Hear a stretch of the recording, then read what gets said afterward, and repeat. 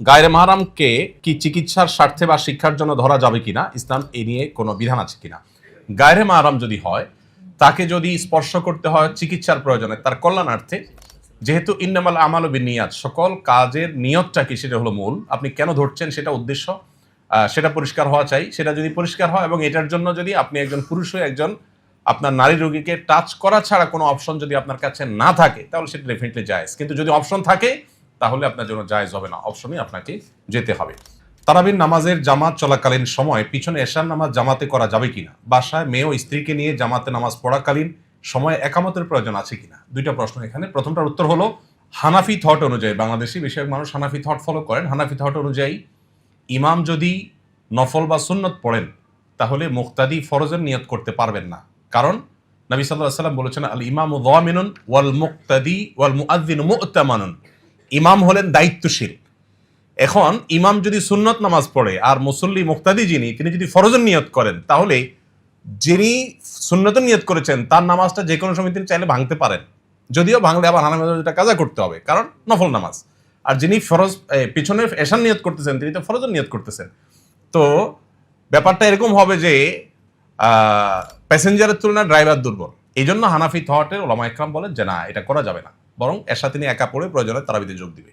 But Hanbali thought সহ Saudi আরব ওলামা ইকরাম যে থট ফলো করেন মিডল ইস্টে, সেই থট অনুযায়ী কোনো অসুবিধা নাই।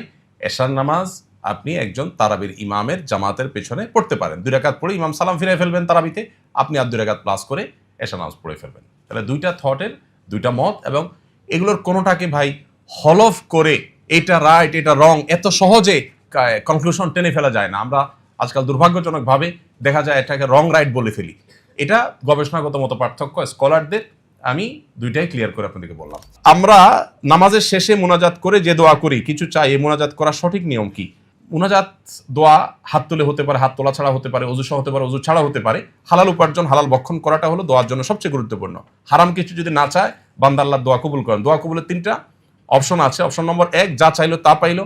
অপশন নম্বর 2, যা চাইলো তার উল্টা অন্য কিছু পাইলো। চাইছে সে আল্লাহর কাছে, আল্লাহ আমার চোখটা চুল কাছে ভালো করে দেন, ওয়ারেস তার শরীরে আরো বড় কোনো অর্গানে আরো কোনো সমস্যা দেখা দিচ্ছে, সে জানে না, আল্লাহ তাআলা এটা না করে তার ওইটা দিয়ে দিয়েছেন। আর 3 নম্বর হলো কিয়ামতের ময়দানে বিনিময় দেওয়া। অনেক দোয়া আছে যেগুলো বিনিময় আল্লাহ দুনিয়াতে না দিয়ে আখিরাতে দিবেন, হাদিসে আছে। এজন্য ইমানদারের দোয়া কখনো বিফলে যায় না। পরিবারের আর্নিং সোর্স সুদের টাকায় জারি থাকে এবং আমার পড়াশোনা থাকা খাওয়া বাবদ খরচ পরিমাণ বহন করে, আমার জন্য বিধান কি হবে? আপনি যদি অপ্রাপ্ত বয়স্ক হন তাহলে তো আপনার কোনো অসুবিধা নেই, নারী হলে কোনো অসুবিধা নেই, আপনি তার উপর ডিপেন্ডেন্ট, যতটুকু দরকার ততটুকু আপনি নিতে পারবেন। কিন্তু যদি আপনি প্রাপ্তবয়স্ক হন, আপনার নিজের উপার্জন করা উচিত, এবং উপার্জন করে আপনি হালাল কোনো ওয়ে থেকে নিজের জীবিকা নির্বাহ করা দরকার। দেখুন, একটা আছে দায় আর একটা আছে প্রভাব। এখানে কথা বলার সময় একেবারে নাই আমার হাতে। হারাম ভক্ষণ করলে আপনি, একটা হলো হারাম ভক্ষণের দায় নিতে হবে, শাস্তি হবে আল্লাহর কাছে। আরেকটা হলো এর প্রভাব আপনার মধ্যে আসবে। আপনি যদি হারাম খান, আপনার হতে পারে কোনো দায় নাই, কিন্তু প্রভাব নিশ্চিত, প্রভাব আপনি এড়াতে পারবেন না। হারামের প্রভাব কি? দোয়া কবুল না হওয়া, ইবাদতে তৃপ্তি না পাওয়া, স্বাদ না পাওয়া, বহু প্রভাব আছে। আপনি ভুলে কাউকে খুন করে ফেলেছেন, আপনি তাকে খুন করতে চাননি, অ্যাক্সিডেন্টলি খুন হয়ে গেছে, আপনি হয়তো দায় মুক্ত হবেন যে আপনার ভুলে হয়েছে, আপনার এখানে কোনো দায় নাই, এটা হইতে পারে।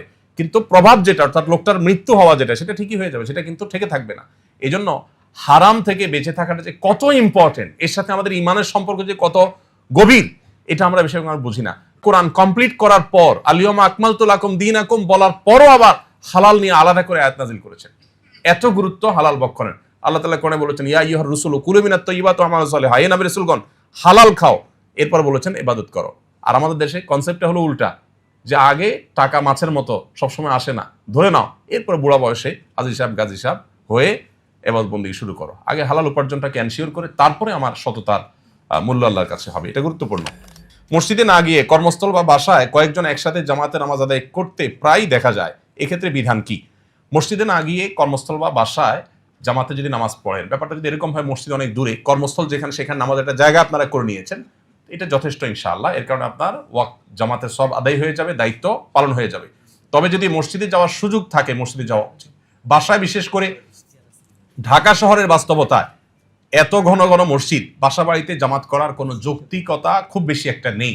হ্যাঁ, কোনো এমন এলাকা যদি কেউ থাকেন যে মসজিদ অনেক দূরে, যাতায়াত করা কঠিন, তাহলে অবশ্যই সেই বাসার বাসিন্দারা জামাতের ব্যবস্থা করতে পারেন। ঢাকা আমি এও জানি মসজিদ থেকে 50 মিটার দূরত্ব, সেখানে বিল্ডিং এর মধ্যে জামাতে নামাজ হচ্ছে, 5 ওয়াক্ত নামাজ হচ্ছে। এটা অবশ্যই ইসলামের যে জামাতের যে কনসেপ্ট সেটার সাথে সাংঘর্ষিক। একটি হাদিস রয়েছে, হাদিসের সনদের মধ্যে কিছুটা দুর্বলতা আছে, লা সালাতা লিজাল মাসজিদ ইল্লা ফিল মসজিদ, মসজিদের প্রতিবেশীর নামাজ মসজিদে আসলে না আসলে হবে না। ইসলাম চায় যে আমাদের সম্পর্কগুলো অটুট থাকুক। 5 ওয়াক্ত নামাজে 5 বার আমরা একটা মহল্লা মানুষ একত্র হই, জুমার নামাজে কয়েকটা মহল্লা মানুষ একত্র হই, ঈদের নামাজে আরো বড় পরিসরে কয়েকটা মহল্লা মানুষ একত্র হই, আর হজে আরো বড় পরিসরে আমরা একত্র হই। এটা ইসলামিক সমাজ ব্যবস্থার সৌন্দর্য। যদিও দুর্ভাগ্য আজ আমাদের যে প্রত্যেকটা মসজিদ মানেই হলো জামে মসজিদ, আর সব মসজিদ মানেই হলো ঈদগাহ। এটা ইসলামের যে মূল কনসেপ্ট সেটার সাথে আসলে সাংঘর্ষিক। আসুন্নাহ ফাউন্ডেশন, উম্মার স্বার্থে সুন্নাহর সাথে।